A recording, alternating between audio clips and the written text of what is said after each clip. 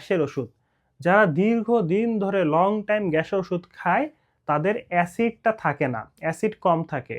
আর iron হজম করার জন্য স্টোমাকে বা পেটে অ্যাসিডের দরকার হয়। রক্তশূন্যতা বা অ্যানিমিয়ার অর্থ হলো আপনার শরীরে স্বাভাবিকের চেয়ে যদি কম পরিমাণের হিমোগ্লোবিন থাকে অথবা স্বাভাবিকের চেয়ে কম পরিমাণের সুস্থ রেড ব্লাড সেল বা আরবিসি থাকে, এই কন্ডিশনটাকেই রক্তশূন্যতা বলে। এখন আপনি যদি এই রক্তশূন্যতা বা রক্ত স্বল্পতায় ভুগেন তাহলে কি চিকিৎসা নেবেন? আসলে আপনার চিকিৎসাটা হবে আপনার কি কারণে রক্তশূন্যতা হইছে সেই কারণটাকে আইডেন্টিফাই করে সেই অনুযায়ী চিকিৎসা নেওয়া। আপনি এক লাইনে আমি একটা চিকিৎসা বলবো এটা নিয়ে নিবেন, এভাবে আপনার কখনোই রক্তশূন্যতা দূর হবে না। তবে বাংলাদেশে সবচেয়ে কমন যে রক্তশূন্যতার কারণ সেটা হলো আয়রন ডেফিসিয়েন্সি অ্যানিমিয়া, মানে আয়রনের অভাবে যে রক্তশূন্যতা হচ্ছে। তো আপনার শরীরে আয়রনের অভাব কেন হবে?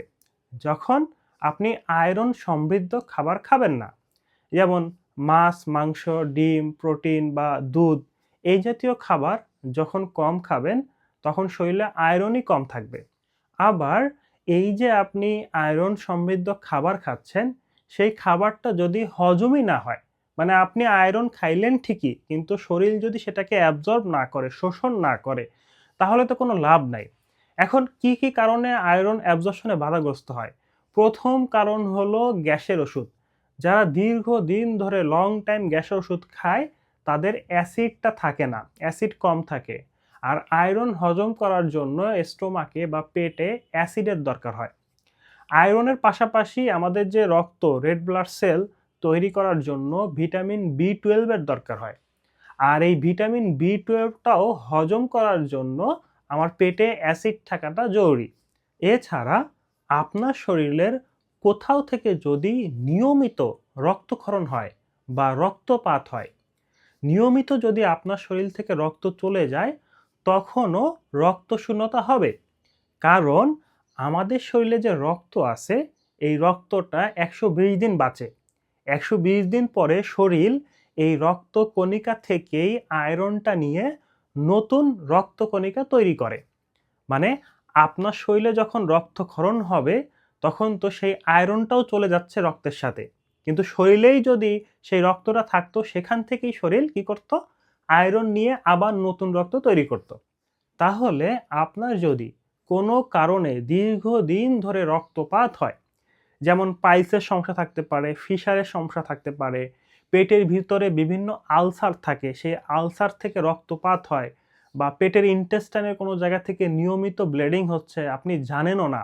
আবার মহিলাদের পিরিয়ডের সময় যদি অতিরিক্ত রক্তপাত হয় অথবা গাইনোকোলজিক্যাল কোনো রোগের কারণে মাঝে মাঝেই রক্তপাত হয় বা ওই পিরিয়ডের সময় বেশি রক্ত হইল, তখনও কিন্তু সে রক্তশূন্যতায় ভুগবে।